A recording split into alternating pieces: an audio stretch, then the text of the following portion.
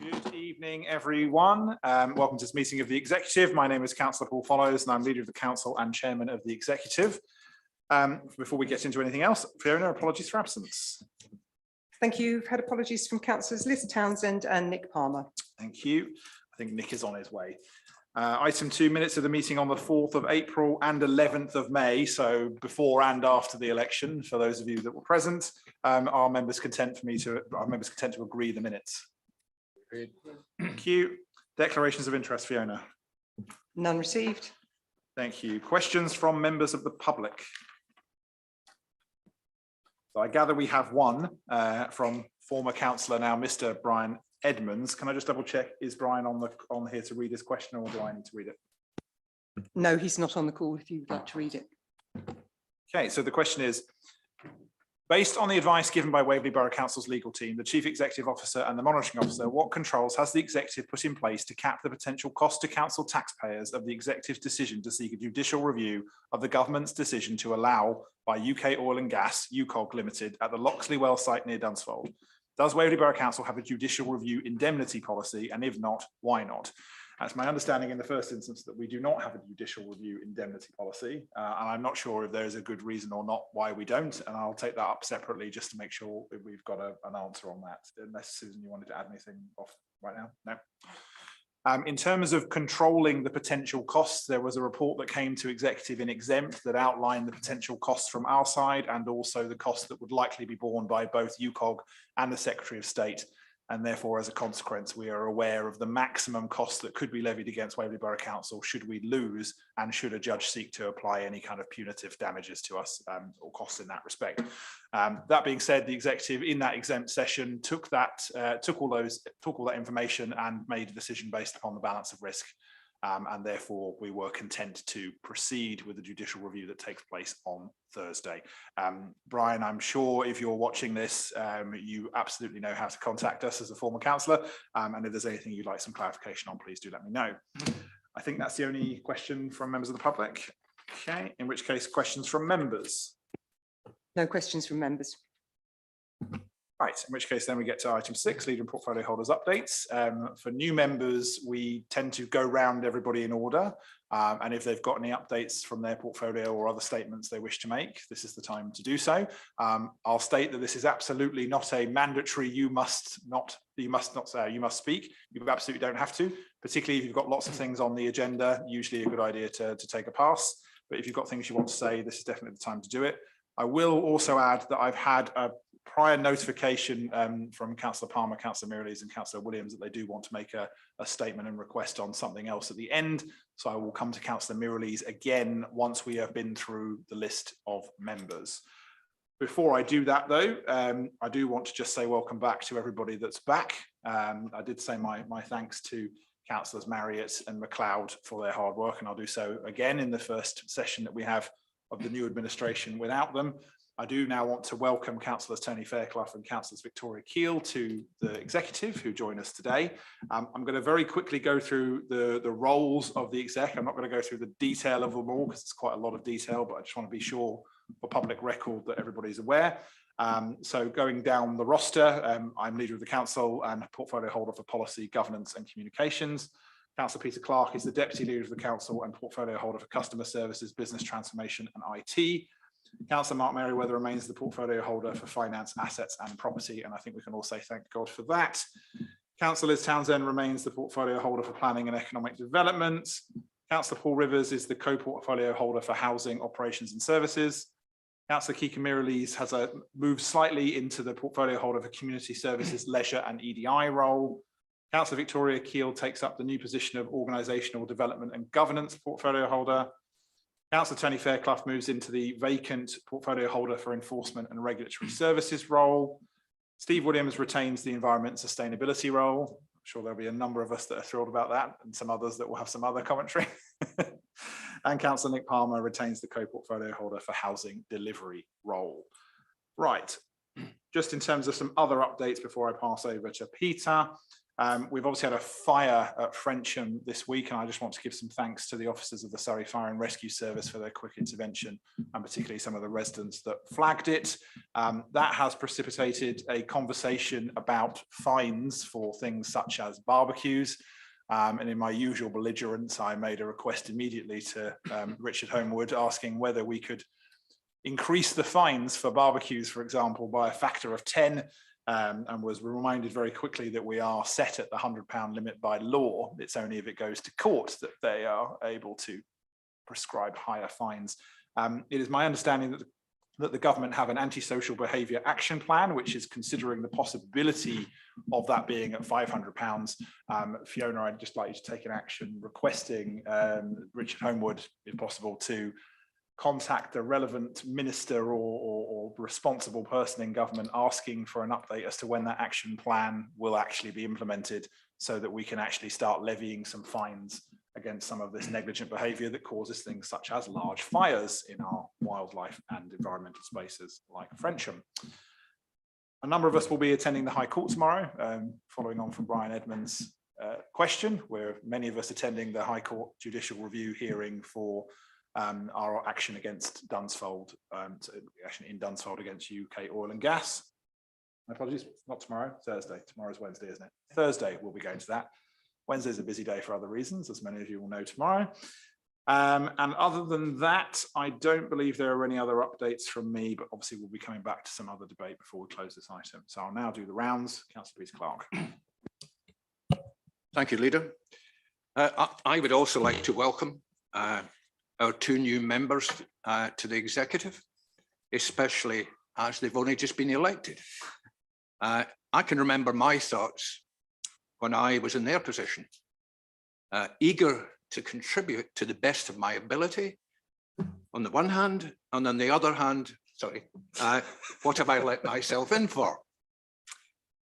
My Farnham residents colleague, Councillor Tony Fairclough, will be introducing item 7 of this evening's agenda, the PSPO report on dog fouling.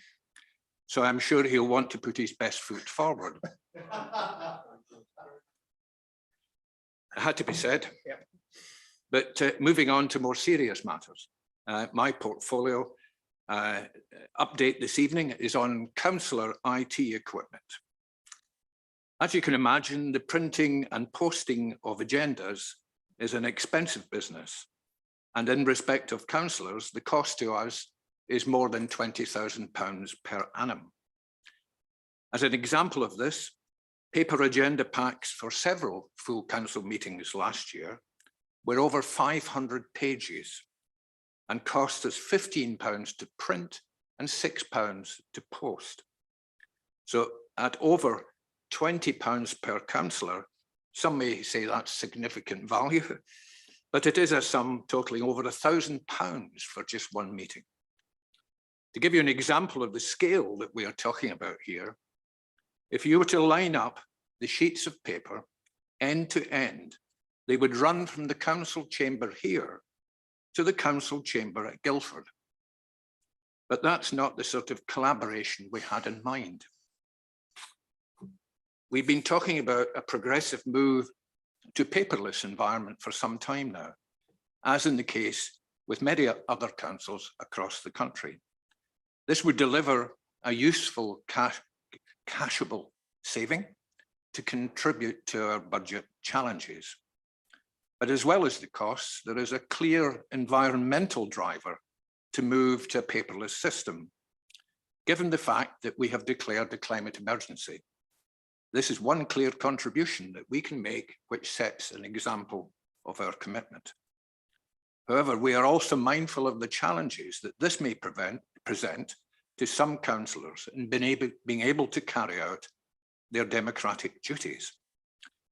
A new technical solution had to be found because clearly the old iPads were a non-starter and had even become a bit of a servicing liability.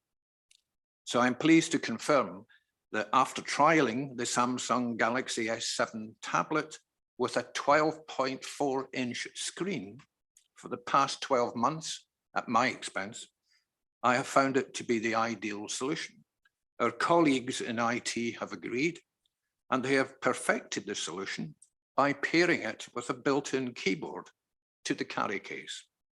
The first batch of 20 will be arriving soon for both new and existing councillors, and I will keep the executive informed of the uptake on this device. Thank you, Leader. Thank you very much, Councillor Clark. Councillor Tony Fairclough. Thank you. Other than agenda item 7, I have no updates, nor indeed any pre-scripted jokes. Peter usually does that for all of us, I think you'll find. Councillor Victoria Keele. Thank you, Leader. As a new member, I have no updates at this moment, but I'm having introductory meetings with officers, which have been very productive so far. Thank you, Victoria. Councillor Mark Merriweather. Thank you, Leader. Can I join in welcoming Victoria and Tony to their first meeting? And just to follow up from Councillor Clark's comments, my own Waverley iPad, all of its own accord, downloaded a new version of modern.gov, I think yesterday morning, and what will come as a great relief to Fiona. It's now fully functional, so I can access documents online. In terms of my portfolio, everyone will be delighted to know that last Wednesday we published our draft accounts for 2022-23. They are available on our website online, together with our draft annual governance statement. And these documents will be going forward to external audit, subject to the constraints that we're facing, or should I say Grant Thornton, our auditors, are facing, like many others in the auditing industry at the moment, dealing with local authorities. Thank you, Leader. Apologies, Mark, we're all looking confused because there was some slight feedback in the chamber and I cannot see any other microphones on. So apologies for if we were distracting there, but I can't see any others. Just definite feedback there. Okay, we'll carry on and see what happens. Councillor Kiki Meriles. Thank you, Leader. You'll be pleased to know there's not much to say. We're looking at the MEND grant for repair later on, so I'll talk about that later. Thanks. Councillor Paul Rivers. Thank you, Leader. Nothing to add, neither good nor bad. As we say, everything is perfect in a perfect world. Whether that will remain so, we will wait and see. Thank you. I wondered if that whole thing was going to rhyme for a moment there, but Councillor Steve Williams. Yes, just to say I'm delighted to be back, delighted to be working again with colleagues, old and new, or should I say old and young, and a particular personal welcome to Councillor Tony Fairclough and Councillor Victoria Keele. Just a couple of things to report on, which the Leader has already touched upon. As we're aware, our Parks and Countryside team were sadly alerted on Monday the 29th of May to the Heathland fire at Frensham Common. And although the fire service has not identified the exact cause in this instance, it is likely, almost inevitable, that it was of human cause, and I very much identify with the comments made by the Leader regarding the need for tougher penalties for that small minority of the general public visiting sites such as Frensham Common, who do not respect the important regulations relating to the site, which are designed to protect very important habitat for protected species such as the sand lizard and the smooth snake, invertebrates and birds such as the Dartford warbler and the nightjar, and clearly, because such risks of such events such as Heathland fires as a result of climate change increase, we need to be increasingly vigilant as a council. And the second item that I would want to report on has already been noted, which is that as we As we're aware, Waverley Borough Council, in partnership with Protect Dunsfold and the Good Law Project, have mounted this legal challenge against the decision of the Secretary of State for Levelling Up Housing and Communities to allow fossil fuel company UK Oil and Gas, UKOG, to undertake exploratory drilling for fossil fuels in the village of Dunsfold in Waverley.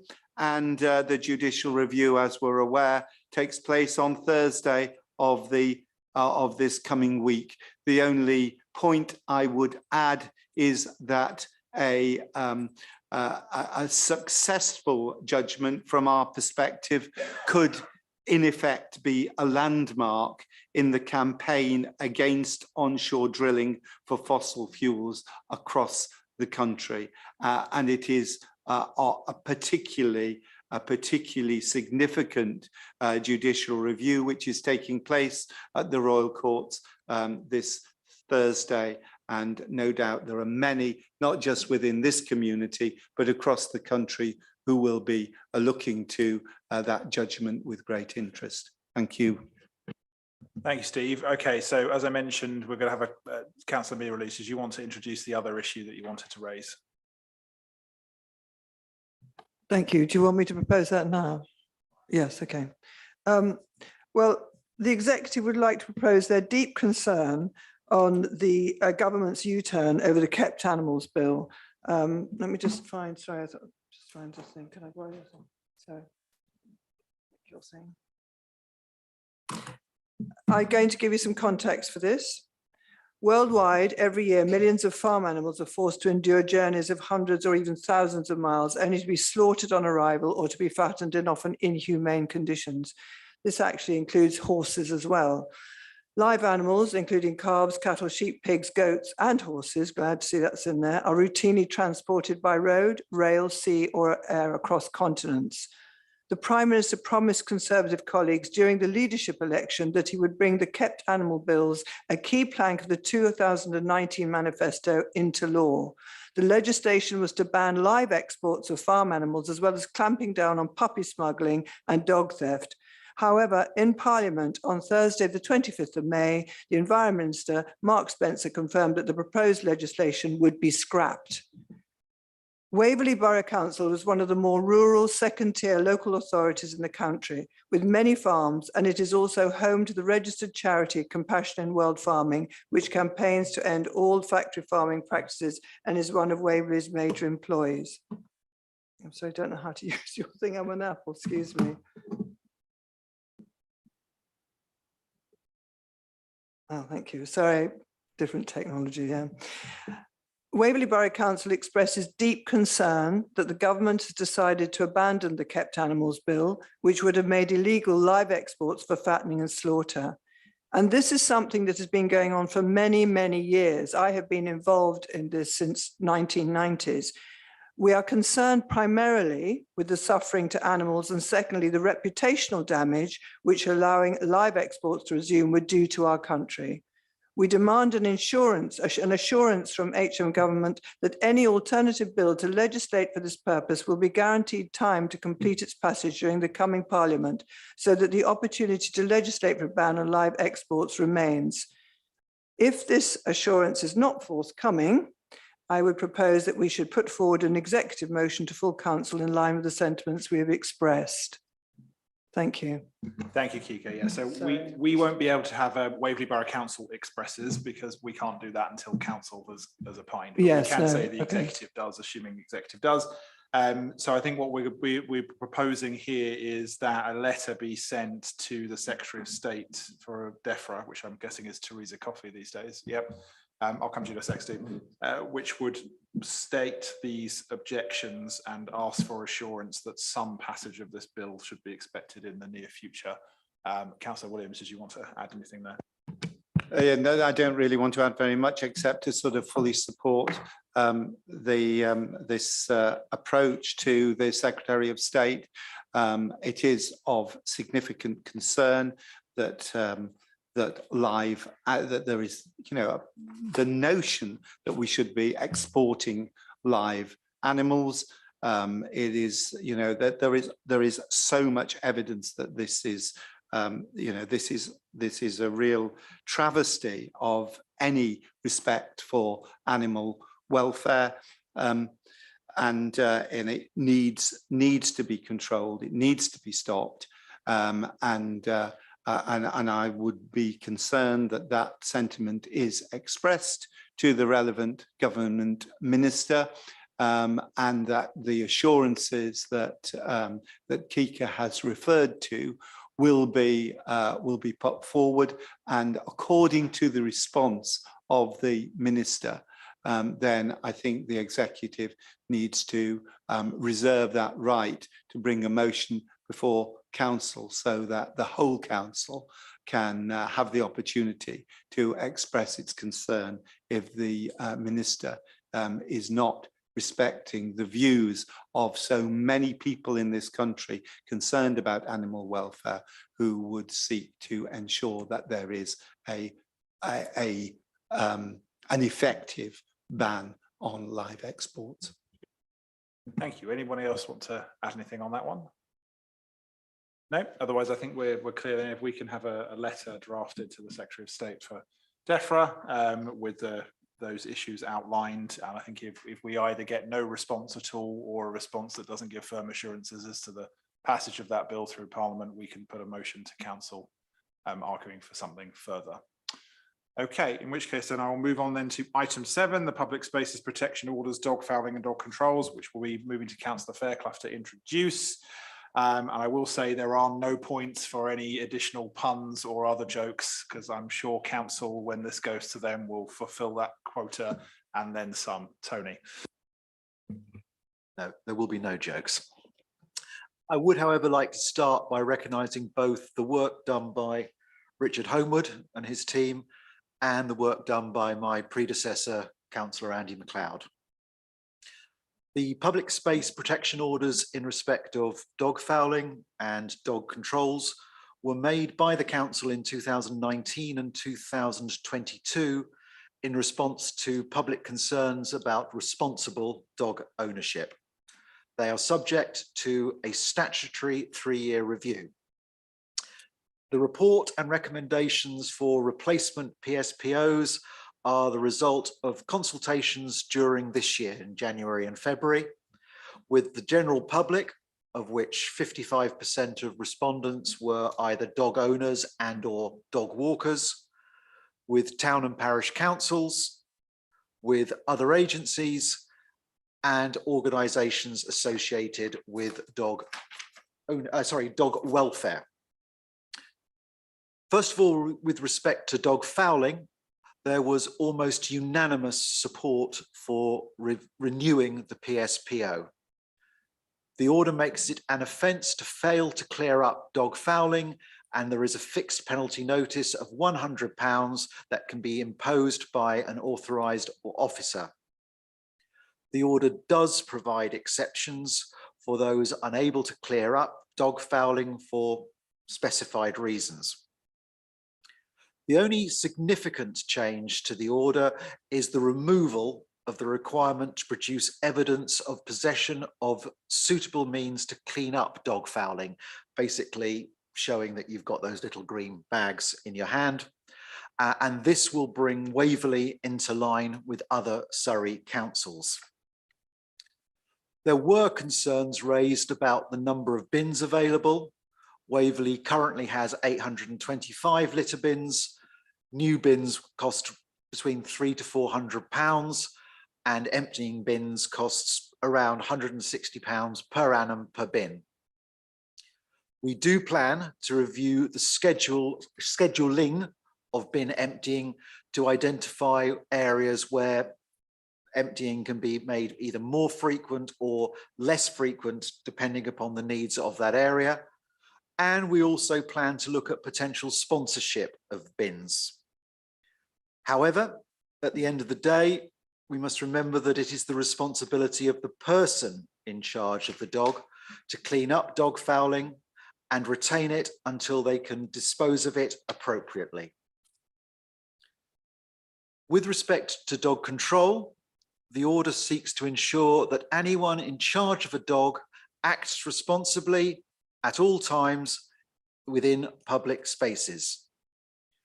It aims to strike a balance between the rights of dogs, the people in charge of dogs, and of course, others wishing to enjoy our parks and countryside. It does so by identifying those areas where dogs are excluded, such as children's play areas and sports pitches, where dogs must be kept on a lead, and where persons in charge of a dog can be asked to put it on a lead if the dog's behavior is likely to cause nuisance, annoyance, or disturbance to any other person, animal, or bird on any land within the borough. There are, again, appropriate exceptions to the order, recognising individual circumstances and complying with the Equality Act 2010. There are some changes to the schedules and plans, amending certain restrictions in some areas and introducing certain restrictions in other areas, all of which are detailed within the report. In terms of enforcement, we must work within the resources that we can afford. As a result, enforcement will be targeted at problematic areas, these being identified by the public and through other sources. We are working with the police and other town and parish councils to explore ways to expand the enforcement capabilities through training of their existing officers. Education of the public will be another key element. In fact, there is evidence that simply having the orders in place will reinforce positive behaviour, much as having speed limits in place reinforce better driving. In conclusion, the consultation has identified continued support for the making of these public space protection orders. I would ask the executive to support the recommendations made in the report and ask the council to make the new order. Thank you. Thank you, Councillor Fairclough. That was extremely clear. I think we do need to propose an amendment to the report. Can I just ask Richard Homewood to introduce? I think it's the Frensham section, so yes. Thank you, Leader. Yes, there is an amendment proposed, and a copy of the amendment was circulated to the executive previously. Subsequent discussions with Frensham Parish Council, they asked to exclude their area from the dogs on lead direction. So we are proposing an amendment in that respect in Schedule 2 of the order.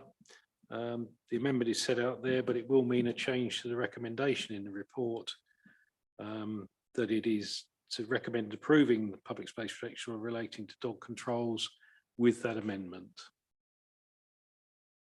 Thank you very much, Richard. So the additional paragraphs are effectively 828 and 829 of the report. In which case the actual order changes in 2.2 to the amended order number 2, is that correct? Yep. Okay, any other speakers on this item before I bring it to the recommendation? Okay, I will just read this through so it's clear. The executive is asked to recommend that council approves 2.1, making the updated public spaces protection order number 1 relating to dog fouling. 2.2, making the updated public spaces order number 2 as amended relating to dog controls. And 2.3, the FPN is set to be set at £100 for breach of the order where offered as a disposal. Can I just confirm, Richard, that that's correct, incorporating the amendment? I believe it is. Yes, that is, Chair. Thank you. Can I have all those in favour, please show? Thank you very much indeed. Moving then on to item 8, the Mend grant for the Museum of Farnham, which is over with Kika. Thank you, Leader. It's been a long journey with this, but we're finally getting to the most pivotal point, which is accepting the Mend grant for the repair and conservation of Wilmer House, which houses the Farnham Museum. It's vital for the project to proceed for us to do this. A significant award of this value of 735,000 is a great achievement for Waverley. The council is in a strong position to raise further funds and to draw on a long and difficult chapter in the museum's history to a positive close. Drake and Kannemeyer, who we would like to point, have a long association with the project and played a fundamental role in the success of the MEND application. They were, in fact, the only people there to bid. So, although we put it all out to tender, but that's just as well because they really do know about the house and they have a great interest in it as well. If their appointment is actually approved, they'll be able to start immediately, ensuring the project is delivered within the MEND timescale.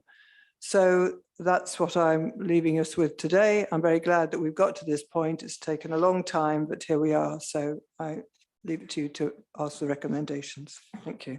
Thank you very much, Councillor Elise. This is another one of those ones where a certain individual who's no longer here told me it would be impossible for us to ever get this done. So it's very nice that we're here, I think, doing the penultimate step ultimately on the road to getting this sorted out. Just to be clear with everybody, the recommendation at 2.5, which recommends to council that of a budget of 275 be approved from capital receipts or property investment reserve. This will only be if we are unable to find any other sources. I think we all at this point consider it essential that we ensure that there is money to make sure this project does happen. Not at any cost, but I think at a reasonable cost, and assuming those ourselves if we can't find anything else. And also for clarification, it being above the threshold of £100,000, which is why it's a recommendation to council and not for us to approve directly here. Any other speakers on this item?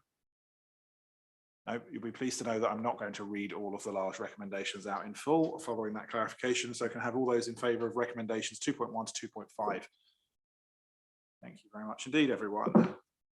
Item 8, the Cranley Business Improvement District ballot, which I will introduce in lieu of Councillor Townsend, who would certainly be introducing this one, not just because it's economic development, but also because it's Cranley.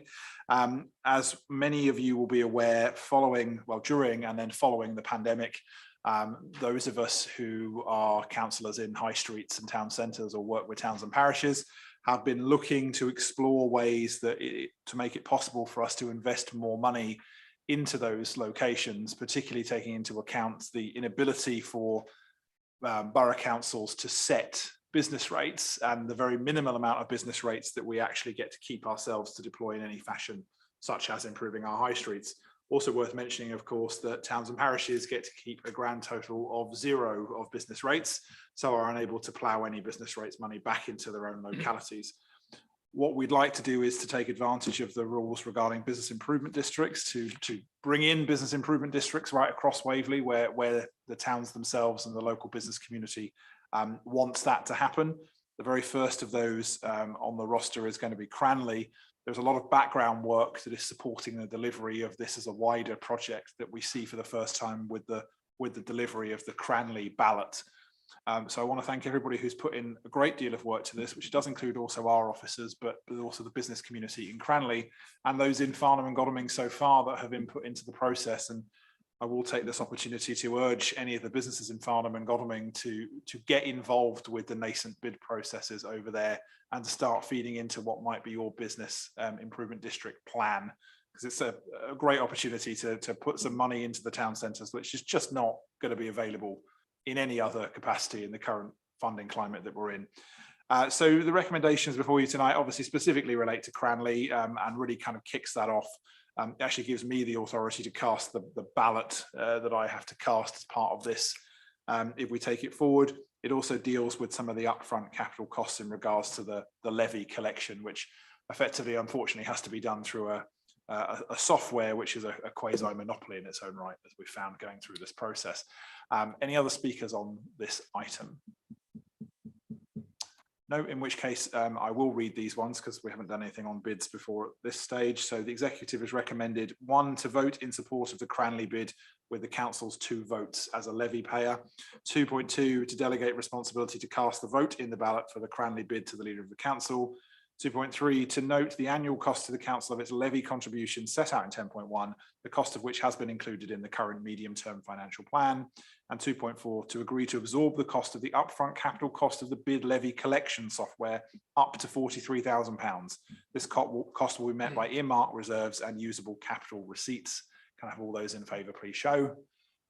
Thank you very much, everyone.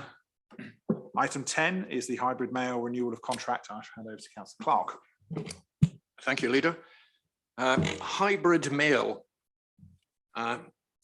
is a digital mailing solution that streamlines the process of printing and posting of business letters and print ready to be sent as bulk mail to the post office or other providers as selected by the supplier.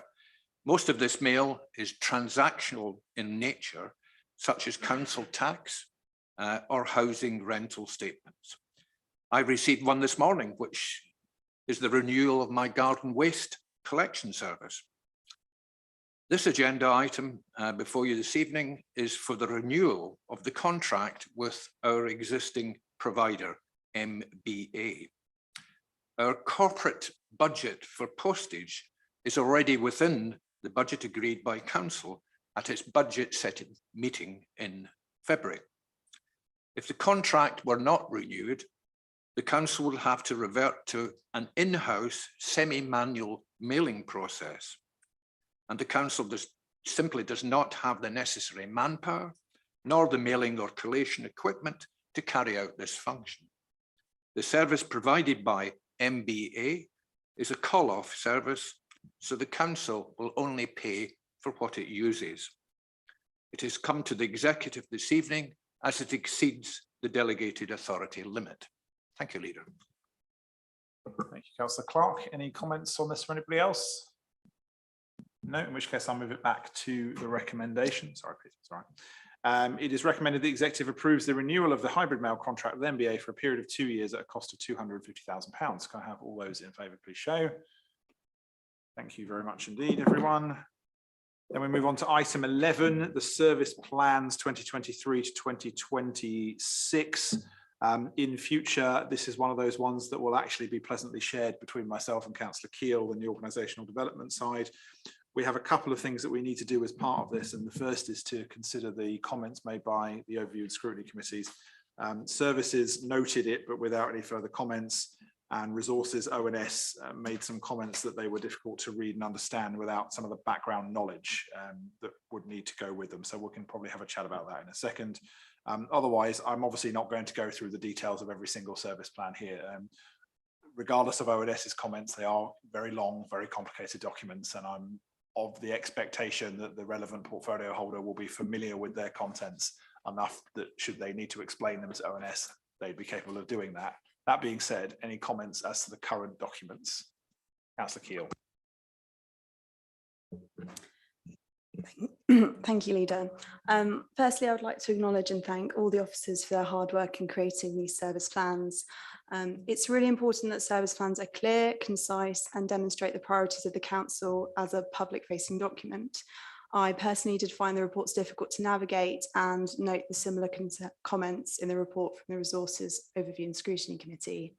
So taking that on board, I would like to work with officers and members to streamline the service plans for their next iteration so that they are as accessible as possible to the public and councillors while being strategically and operationally useful to the council in setting out and monitoring our plans. I would also like to work with officers and around the report drafting process in general, as I think with a few changes we can make them more accessible to our residents. Thank you. Certainly no argument from me on that, and I'm sure a number of other members. I think absolutely there are areas where I think we could just make this more engaged, more accessible to members that will need to be reading them. Obviously we don't want to be making any massive changes right here and now from the floor. That's something that needs to be done in slower time. And I would suggest that we might need to go through an interim rerun of some of the service plans anyway when we propose the revised corporate strategy, which will be at the last quarter of this year, give or take. Any other comments from anybody? Okay, the recommendations are that we consider the comments received from Review and Scrutiny Committees at paragraph 15.1 to this report, which we have done, and to approve the 2023-2026 service plans as set out in annexes 1 through 12. Can I have all those in favour, please show? Thank you very much indeed. Item 12, the cost of living working group. As many of you will have been aware, and some of you will have, this will be a new thing for you, the cost of living working group was set up in order to explore ways that we could help residents who'd been impacted by the various ways that the cost of living crisis over the last particularly half year and post-pandemic has impacted residents. There is a great deal of very interesting information, I think, for anybody who wants to go through this report. And I think for those of us who were on the committee, even though we had quite a lot of expectations of the sorts of things that we would find that were impacting people, I still think there were quite a few surprises as to how bad certain things had got and how little anybody really was able to jump in there. We also did, I think, a lot of good work bringing together variations of the same thing that existed across Waverley, particularly in standardizing some of the approaches. And there's a lot of work going on in that domain, particularly with things like food banks, where obviously Farnham had one and Hazelmere had one and Godalming had one, but they were doing many things very different from each other. And they learned a lot, I think, from the work that they were able to do with us in terms of their approach. Unless anybody here is of the opinion that the cost of living crisis is over, which I'm certainly not of, and I guarantee you almost any resident you probably spoke to during the election was not, I will be proposing both here and in part 13 in a moment that we continue this group effectively as a temporary executive working group that will persist as long as we consider there to be a cost of living crisis where we need to be reviewing evidence and talking about what we could do. Particularly, I want to, excuse me, I want to look at that in the with the fact that the Southwest, where Citizens Advice have now merged into a Southwest Surrey organisation rather than a Guildford and Ash one and a Waverley one. So I think we need to be looking at what they're doing as part of that. With the changes to the exec portfolios, that would still be chaired by me, but then vice chaired by Councillor Mirrlees going forward. Any comments on this report? Otherwise, I'll wait till the next one of the committee to make any further comments. No, in which case the recommendations are that we approve the cost of living working group report and that we agree to re-establish the cost of living executive working group to continue its work over the coming year. Have all those in favour, please show. Thank you very much, everyone. Item 13, and you'll please have to bear with me a little bit on this because I'm proposing a few amendments, quite a large couple of amendments actually, to item 13. I am proposing that, can I just check if we've got a copy we can put up on the screen, or it's fine. I will go through the rewording. You've got a copy though in front of you. You've got my revised version of this. You've got revised enough though. Yeah, right, fine. Okay, so I'm proposing a few modifications to this document. I shared with you all a version of this yesterday, so hopefully it won't be completely unfamiliar. Recommendation 2.1, I'm proposing to amend that the executive approves the re-establishment of the existing standing executive working groups with membership to be advised by the relevant portfolio holder in due course. And those will be renamed in some cases. The Asset Regeneration and Sustainability Investment Executive Working Group, which replaced the old Asset Investment Advisory Board, I think was the original name. The Community Infrastructure Levy EWG, which is the old SIL Board, renamed. The Climate Change EWG, which is the old Climate and Sustainability Group, renamed, but also now properly incorporating air quality within its remit rather than it being an entirely separate committee. And the Landlord Services Executive Working Group, which carries on the work of the Landlord Services Board. There would be an additional, an additional 2.2, which would be the executive approves the establishment of the following additional new groups, new standing groups, with membership to be advised by the relevant portfolio holder in due course. The first one is the Sustainable Transport Executive Working Group. The second is the Training Provision Executive Working Group. The third is the Waste Strategy Executive Working Group. And the fourth is the Waverley Housing Delivery Executive Working Group. And this effectively replaces the old Housing Delivery Board and is tasked with making sure we deliver our Waverley social housing commitments. And then finally, number 3, that the executives approves the following temporary executive working groups, which lapse 1 year from approval unless renewed by the executive, with membership to be advised by the relevant portfolio holder in due course. The Cost of Living Working Group that we've just looked at, but also a Contracts and External Services Review Group and a Local Plan Working Group, which will deal with these temporary issues that we need to be looking at over the next year. And obviously for things like the local plan, it is quite possible that will drag into another year and we might have to look at renewing it, but it's not a permanent entity. I'm also proposing some changes to the working group protocol, which is attached to the back of the report. So in item 3, part B would effectively introduce the concept of having these standing groups. So classify a new group as either standing, which will continue to sit until we formally dissolve it, or temporary, i.e. driven by an event or time-sensitive issue. And the temporary working groups would lapse 1 year from the date of approval unless we specifically renew them. And then finally 6, which I'm proposing to change completely, executive working groups may consist of a maximum of 9 members comprised of A, the relevant portfolio holder who will also chair the committee, B, 5 other Waverley Borough Council members, and C, 3 co-opted individuals, e.g. councillors from other authorities, relevant outside expertise as non-voting members. The change there is that it previously referred to only members from other local authorities. There is definitely a scope and a cause for having outside advisors from non-local authority agencies in this as required. I've just put a little note underneath that this should only be considered the default membership terms, and if they do need to be amended for a particular working group's work, they can be done so by the executive. So apologies for wrapping up a fairly complicated set of changes in a big spiel. But effectively that provides a reform to the existing groups that we have.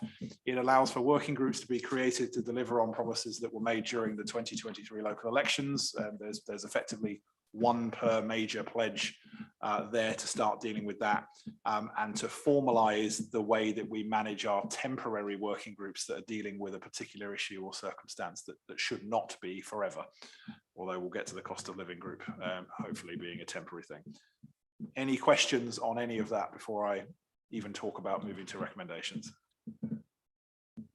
Great. Okay, in which case I'm going to move those recommendations as amended. I will circulate an updated copy of that text so that Fiona's got the correct text for tomorrow. Can I have all those in favour of the amended recommendations, please show? Thank you, everyone.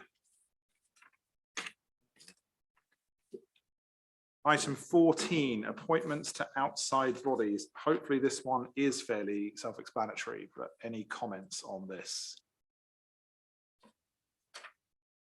No, in which case can I have your approval for the recommendations? All those in favour? Thank you very much indeed. And then finally, we move to the exclusion of press and public. Bear with me while I... Oh, yes, apologies, Nick.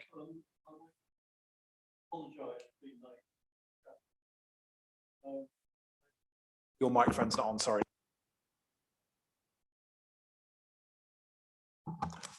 I want to apologise for being late due to a traffic problem, and also to say I understand that earlier in the meeting the issue of the government's policy on live exports was discussed and introduced by my colleague, Councillor Mary Lees.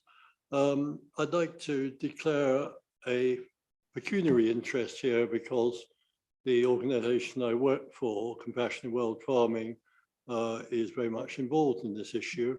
But I'd like to say is I'd be glad to help with factual information to support this. Thank you. Thank you. And in this case, a delay rather conveniently had dealt with you not being able to be in the room anyway, so that's nice. Right. Okay, in which case we now move to item 15, the exclusion of press and public.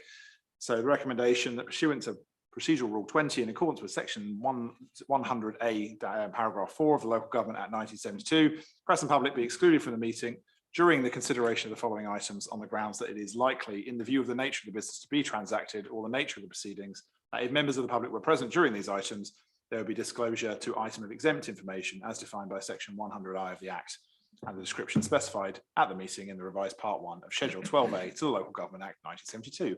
Can I have all those in favour to go into exempt session, please show?